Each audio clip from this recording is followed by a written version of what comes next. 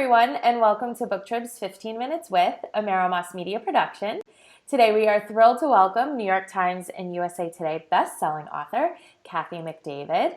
Cathy has sold over 1.2 million books and is a member of the Romance Writers of America.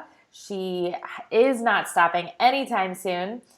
She's written a number of series, including Men of the West, Reckless Arizona, and Mustang Valley series, as well as a number of single titles that I'm sure all of you are well acquainted with. Today we are chatting about her newest release, A Baby for the Deputy. Welcome, Cathy. Thank you so much for joining us. Well, thank you for having me. I'm very excited to be here. Absolutely. Oh, well, we're happy to have you. Good. I'm a little nervous, so bear with me. My first time. Nothing to be worried about at all. So let's chat about A Baby for the Deputy. Can you talk about the characters, the story that we're seeing here? Well, I'm really actually excited about this book, and some of the early reviews have come in, and the readers are connecting with it. Exactly what I was trying to do, which was to actually have a kind of what I would call a very modern romance.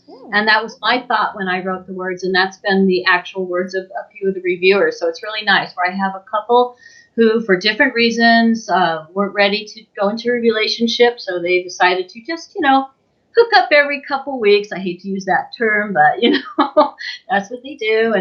And this is working really great for them for about, 8 months or so. And then, she accidentally gets pregnant, and it changes everything.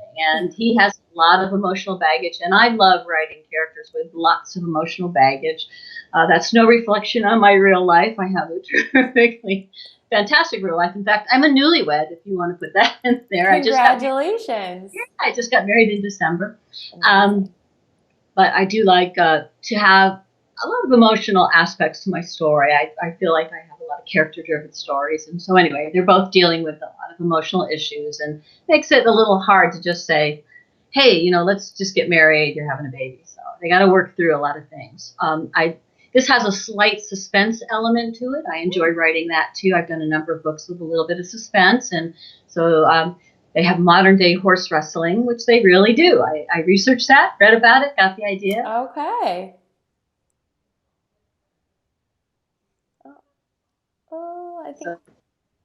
I think we lost you there for a minute. Okay, what we're going to do, Cathy, is we're going to take it from what do we want to do? You know what? I'm going to ask the next question. I just lost the end of that from you. Okay. I'm not sure. Let me just check my internet here.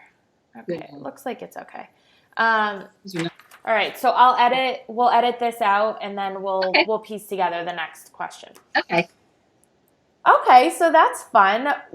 Is this one A Baby for the Deputy? Is it a start of a new series? Does it go in another series? Where are we at?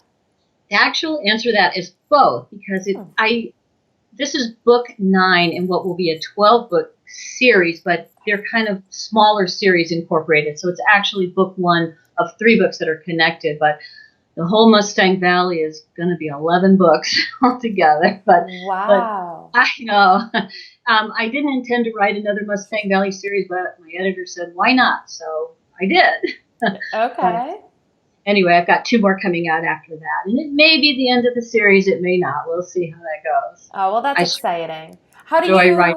Yeah, I was just going to ask you, how do you feel about them continuing a series, or do you enjoy starting a new series? What kind of writer are you in that sense? Whoops, I lost you for a bit there, but I think you asked me, am I looking forward to starting a new series? And I'm going to say, actually, I think I am at the point where I'd like to break away for a little bit and try something new.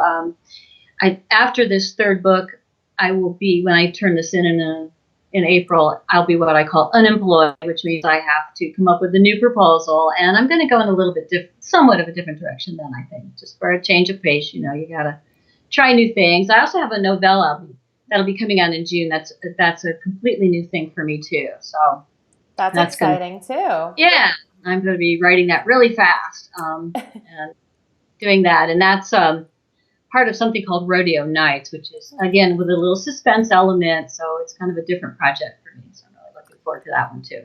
Okay, well, that's something to look forward to. Yeah. So tell me, you've written a lot for Western and American romance for Harlequin. What is it for them that kind of keeps, that you really enjoy writing for them, keeps you coming back? What do you like the most? Well, I know I did really spend most of my life up until a few years ago living the Western lifestyle. Had horses almost my entire life.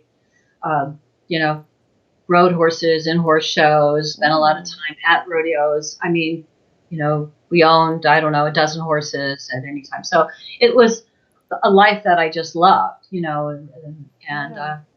the cowboy life and the cowgirl life. So, even though I'm not doing it now, I still love it, still like writing about it. And, I feel very comfortable writing about it because I do have a lot of firsthand knowledge about it.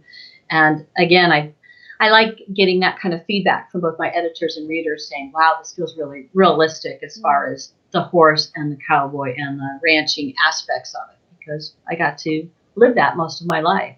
Wow, that's amazing. So It is. do you have a plethora of storylines that you're choosing from? Does it just come to you, or is it really that background that is the inspiration for most of your stories? Now, I get ideas almost every day, seriously, Mm. almost every day. And I write them down and I have a file, and I just write something down and throw it in there. And the ones that stick and the ones that I still feel like I want to write after thinking about them, because I always, writers will say this, that they're working on 3 or 4 books at any given time. And I am, Yep. I'm got the stuff on the book that's just came out, and I'm working on the current book, and I'm plotting a new book proposal. There's always things that we're doing. And so I always, the ideas that stick for a long time, I go back, or maybe the timing's just not right. I've had ideas where I thought, oh, I really want to write about this. I really want to write about, a character with Alzheimer's or a character with post-traumatic stress disorder. And it just wasn't a right time until suddenly the new proposal comes together. I'm like, hey, this is the perfect place where I can use that idea that I've been mulling around for a while. But I really go on the internet, get ideas. People are great. I mean, look at the news every day. I'm thinking, what a great idea for a book. You know. That's so true. That's so true. And what about your fans? Is there any kind of, do you ever take fan suggestions? Is that something you take into account, or are you kind of a, you're listening, but you know where your realm is, what you're Yeah, I writing. mean, you have to tread very carefully sometimes, because literally people come up and say, you should write my story. And I have it all the time. But I actually did have a reader who contacted me a week or two ago, Hmm. and she had her cousin he's finally made it to the national rodeo finals after having a lot of personal tragedy that he had to overcome, and he had a really great story. And she's like, you should write a story, you should write a story. And I'm thinking, well, I don't know if I really want to do that, but I sure loved a lot of elements of it. And maybe I'll think about changing it a little bit, because he did. Yeah. He's compelling, a very interesting story. And I think that's the big thing when you write. You have to find those characters that readers are going to find interesting enough to become Hmm. invested in. So, anyway, but Absolutely. so yeah, I might listen to a reader thing. Now, speaking of your writing, let's talk a little bit about your writing style. As you're writing your book, your process, is that something that you've stayed true to over the years? Do you find that your writing process changes? How are you as a writer from beginning to end in the process? Um, you're going to hang on for 1 second, and I'm going to plug my. It's telling me I'm getting a message. My battery's low. Uh-oh, So okay. I plugged it into the wrong. Hold on. Hold Okay. on. Didn't. We'll just edit that little part Yep, out, we can take that out. That's not a problem. or you could leave it in, and you can show how fallible I am. We'll probably edit it out. I'll just re-ask the question. Okay, so the question was my writing process. Yes. Well, like I said, I have these ideas that hang around a long time, but I am a plotter. You've probably heard that from different writers, and I feel very fortunate that I sell on synopsis. So that means I just have to write basically the story outline, and if my editor likes it, they'll take it, and or I have to Okay. go back and work on it again. So I do have to plot because that's just the way. I don't want to write the whole book and then turn it in. And I've done this enough, I'm actually on my 43rd book. Wow, congrats. A lot. So, after a while you get to where, it's kind of easy for me to plot. I know a lot of authors don't like it, but well, it's I enjoy almost an automatic if that's what you're used to, right? Yeah. And I started this when my kids were young. And of course they're grown up now, but in those days I was really dividing myself between writing and working and raising kids and the family. And, I wrote when I could, and if it was a half an hour here and a half an hour there, and plotting helped me do that. If I had, I think people who just sit down and write, I didn't have the 15 minutes to stare at the blinking cursor till inspiration struck. I had to, just sit down and write. And there's nothing like having a deadline to get the muse going. That is certainly true. So can you talk a little bit about what you do have coming up in 2017 and coming down the pike after A Baby for the Deputy? I have, and these titles, they're Harlequin titles. I'm sorry that they picked the titles. I have the Cowboys Twin Surprise, which is coming out in July. And obviously she has twins. Obviously they're a surprise. And she's the sister. This particular series is 3 sisters.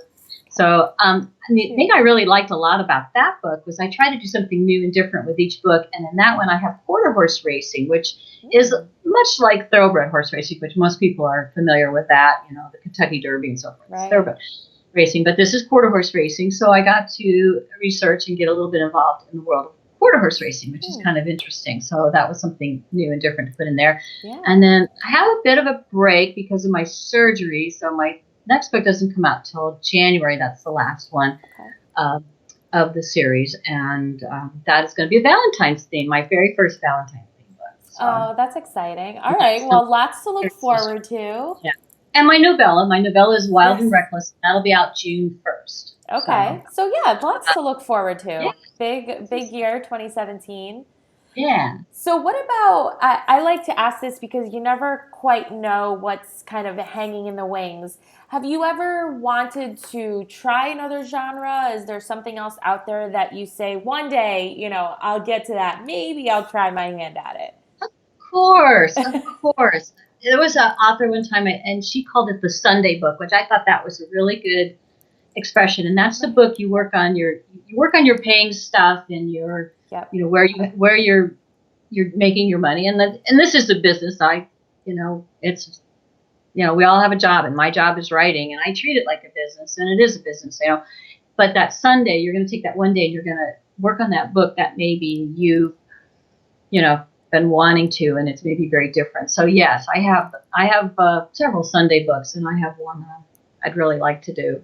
One of these days I will get to it. All right. But I would see that one women's fiction, and it's not going to be a Western, and it's not going to be, and it actually will be, I hope to have it dealing with the elderly.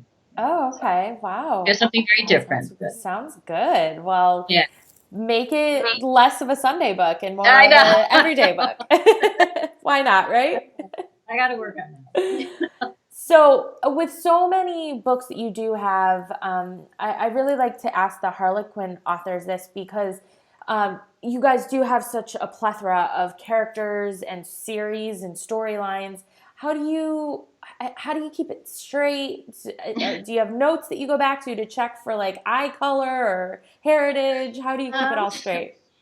Yeah, I do now. I used to be able to do that, and I'm proud to say that I've written enough books that I cannot remember characters' names, and I can remember what they look like. And I recently did a list of all my published books and the characters' names, and I had to go look them up because I honestly couldn't remember them. And you hate to think that way, but it happens. But yeah, I have to. I make some notes. Yeah, okay. You have to. Absolutely. My big thing is I try to make every character is different because there are the books we write are fairly similar. I don't want to say a formula, but there's a certain course of the story that must be involved. And I want each character to be different. So I try to work hard on making, I don't want to have the same guy every book. It's just, wearing a different cowboy hat. I want try to make it different. And I work really hard on trying to make them each, unique to their book. Absolutely.